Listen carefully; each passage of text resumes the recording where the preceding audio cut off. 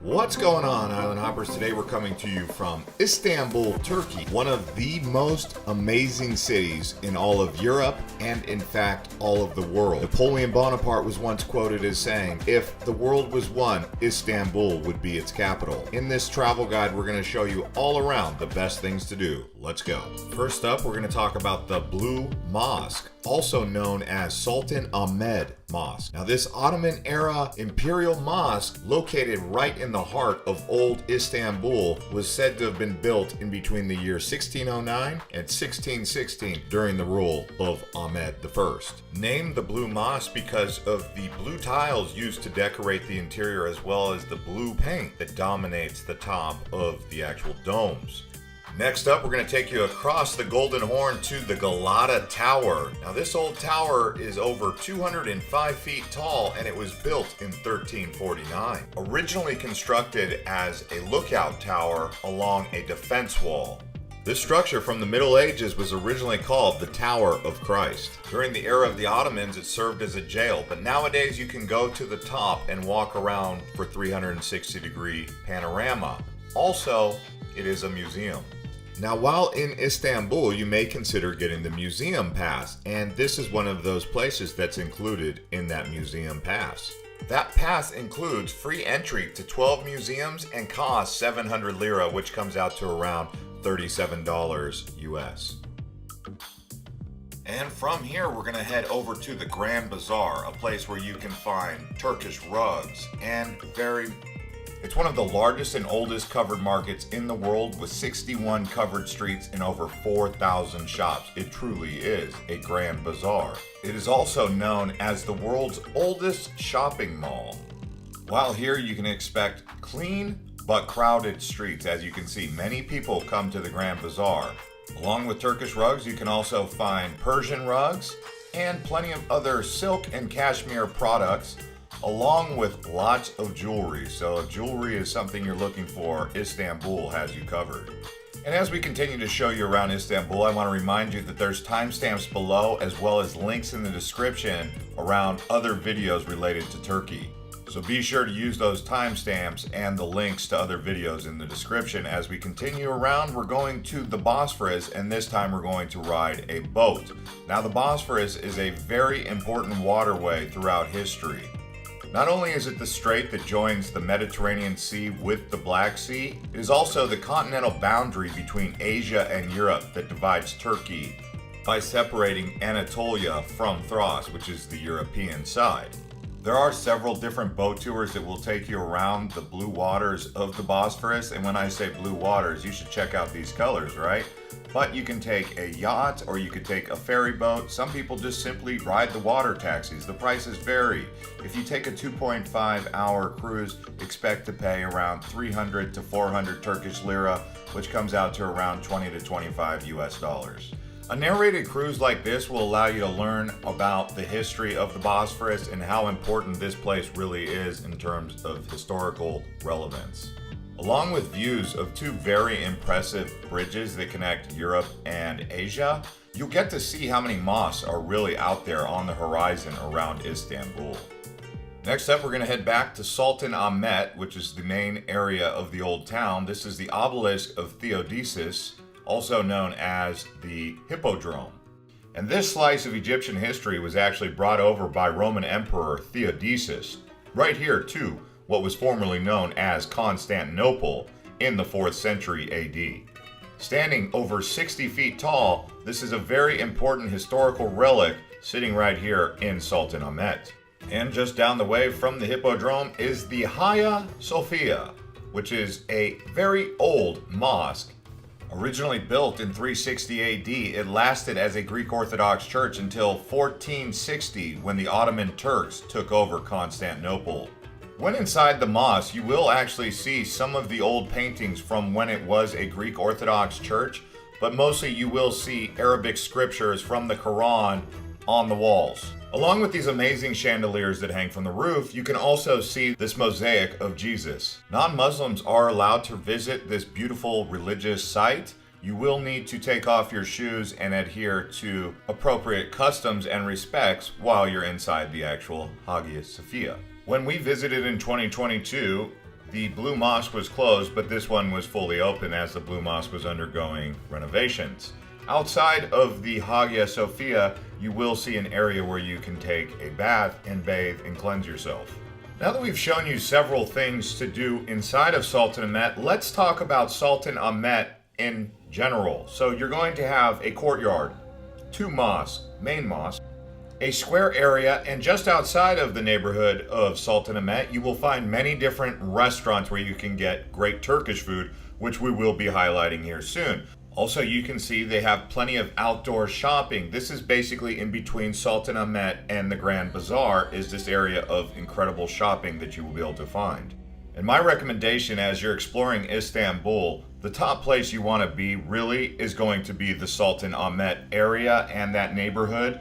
You don't necessarily have to get your hotel there, but that at least is where you want to explore for 1 or 2 days because they have museums, they have the mosque, and all that. Next up, let's talk about something else that's really culturally important to Turkey is the tea. And if you think you're coming to Istanbul and you're not going to drink tea, think again because it's really going to be encouraged to drink some tea. And the reason is because Turkey has the highest per capita tea consumption in the world. Now, when in Istanbul, visiting the museums is definitely going to have to be on your list. As I mentioned previously, you had the Galata Museum and you have the Islamic Museum, but you have many other museums that you should check out. And to make that simple, you will want to get the museum pass if you intend to visit 1 or more museums while in Istanbul. The museum pass costs around 700 Turkish lira, but it's worth its weight in gold if you intend to visit several different museums while you're staying here, so I found it to be a great value, since it includes 12 of the most premier museums in the metro area. Now remember, Istanbul is a very large city, so do block out around 7 to 10 days to properly explore Istanbul. Sure, you can do it in 72 hours, but to properly do it, 7 to 10 days is advised. And the good news, while here you get to try all types of different Turkish cuisine. Turkish food is one of my favorite foods in all of the world, in particular kebab. Like this flaming clay pot known as testi kebab.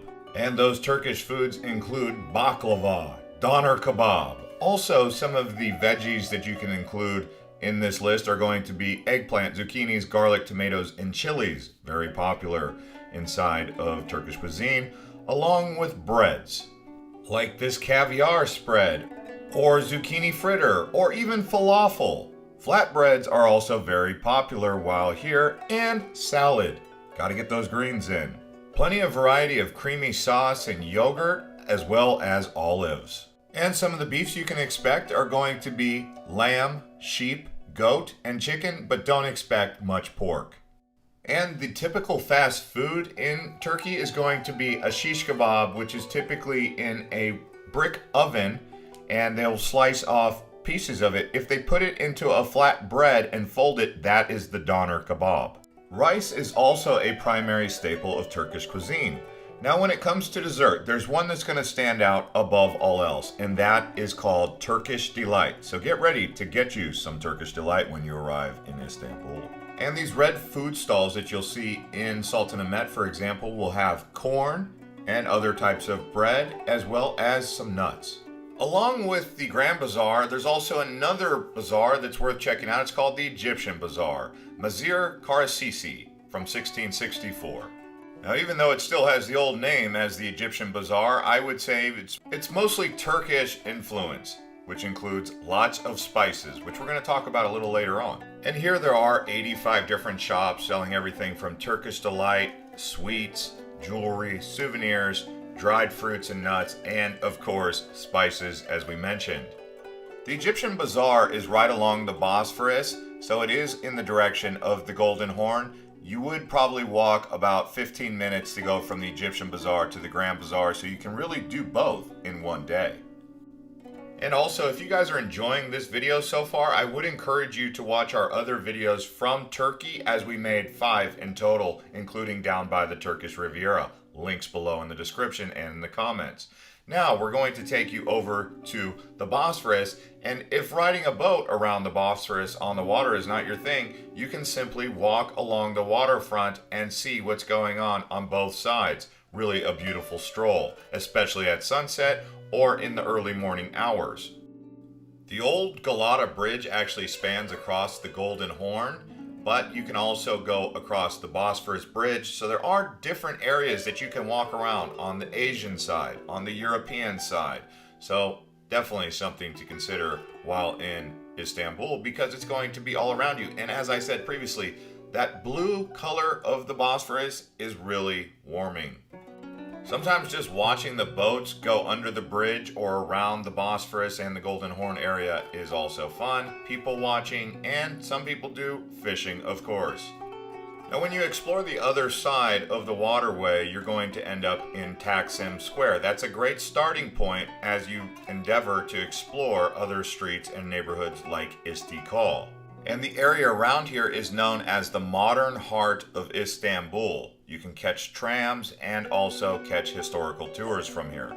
And where you would get a tour or take the tram is down Istiklal, which is one of the most impressive roads you will walk anywhere in Europe or Asia, but certainly my favorite here in Istanbul. And this street actually begins at Taksim Square and ends in Galata Tower, so you have a lot of area in between to explore. There's going to be arcades, there's going to be bookstores, cinemas, museums, and lots of other things for you to see along this road. Consider getting an ice cream cone from one of the ice cream parlors along the side of the road, or a haircut. Doing whatever you really want here is the main thing along this pedestrian walkway. As I said previously, they do have a tram that you can take up and down the road. That's the only type of traffic you're going to see other than pedestrian traffic. And when it comes to foot traffic, there is a lot of it here. Certainly add this to your list. Next, we're going to head back across the waterway to Topkapi Palace. This incredible palace is certainly something to add to your list, as it sits right at the edge of the peninsula headed towards the Bosphorus. So you can imagine the geographical, historical relevance of this place. And from about the 1460s to the 1850s, this served as the administrative center of the Ottoman Empire. Next up, let's talk public transportation in Istanbul, whether it be riding the tram or taking the water taxi. Getting around Istanbul on public transportation is certainly an efficient way to get around. And the Istanbul Metro, which includes a subway, opened in the year 2000, and it's friendly for locals and tourists alike. You're more than welcome to take taxis to get around, but it does take time to go short distances because of traffic. Now let's talk about spice markets in general. We just talked about the Egyptian market being a great place to go for spices, but let's talk about the diversity in spices that you'll find here. Everything from garlic to turmeric to saffron. If you love to cook, this is a place you will learn about gastronomy, including thyme, mint, cumin, sumac, bay leaf, cinnamon, red pepper flakes, but mainly chili, sea salt, pepper, and saffron are the big kick out here. And honestly, I had no idea how precious saffron really was, but also expect some dried fruits, including dried figs and apricots. Okay, if you're looking for a all-in-one tour that will get you around to the main places if it's your first time, I do recommend the hop-on, hop-off bus. However, you are going to need to bring your patience, because driving a big bus around Istanbul to all of the tourist destinations has its benefits, but it also has its downsides, because Istanbul traffic can really make you want to pull your hair out at times. But if you're a patient soul, the big bus might just be for you with hop on, hop off. If you do choose to go the hop on, hop off route, I would recommend you get an early start on your day. Next up, let's talk about Turkish baths. Turkish baths are a place where you get to relax and get a full body scrub with different types of salts and other types of exfoliation procedures. It can be relaxing, they put creams in your hair, and you really walk away from there with a therapeutic experience. Next up, let's talk about the German fountain. This is some foreign influence right here in Istanbul, keeping in mind that Istanbul, formerly known as Constantinople under the Byzantine Empire, was a very worldly city. This gazebo-style fountain has a mosaic on the inside and worth a look while in Istanbul. Next up, shopping in general across Istanbul. It doesn't necessarily have to be at a bazaar. It can be at a clothing store. You will notice that the clothing quality here is high, but sometimes it is grade A or grade B copies. So it might have a designer name on it, but it is not the original, although for a copy, it does pretty good for quality control. I personally like to buy the Turkish quality clothing that doesn't have a fake designer label on it because it's more authentic to me, in my opinion. Bear in mind, haggling is part of your experience while in Istanbul. It's just part of the culture. So that means if you see an original price, do not hesitate to ask for a better price because they expect you to do that when shopping in Istanbul. Another very exquisite palace, both inside and outside, is the Dolmabahce Palace. Mainly seen from the Bosphorus Strait, it will catch your attention while on one of those boat tours, but if you take the time to go inside, you'll be equally impressed with what you will see. Next up, let's talk about the Column of Constantine, the emperor of the Byzantine Empire for the Romans. But also, along with the Constantine column, you will find the walls of old Constantinople. Just exploring that history really is interesting. If you can find a tour, I would recommend it. Now, if you've ever wanted a really classy rug for your home, Turkish rugs might just be what you're looking for. Obviously, there's Persian rugs and there's cashmere rugs, but a Turkish rug, if you feel it, you will really be impressed. They do go up in price as you use them. So they say that they're a collector's item, so it's something that you can consider an investment. A nice rug, don't be surprised if it costs you anywhere between $2,000 to $5,000 US. Let's go back to talking about the walls of Constantine. You can see right here the old city walls. As you walk around, you can get a feel for what you would see in Rome right here in Istanbul. They've preserved the history, but they've also destroyed a lot of it, unlike you would see in Rome. The eastern part of the Roman Empire was known as the Byzantines, but bear in mind, the entire empire's capital was right at Constantinople before they moved it back to Rome. So the history and the ruins and the rubble that you find around here is very historically significant to the Roman Empire. Although, remember, the Ottomans took Constantinople in a major military siege.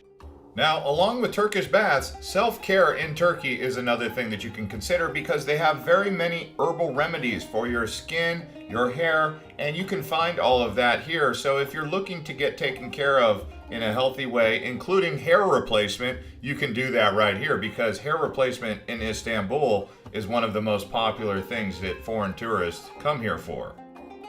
There's also the Basilica Cistern right here near Sultanahmet. You can go inside the cisterna. It's very dark down here, but it's one of the largest of several hundred ancient cisterns that lie beneath the city of Istanbul. So taking a look down here, obviously it is a dark place, so keep that in mind if you're trying to bring a camera. But anyways, guys, that's going to conclude this episode of Istanbul Top Things to Do. If you enjoyed it, smash the like button.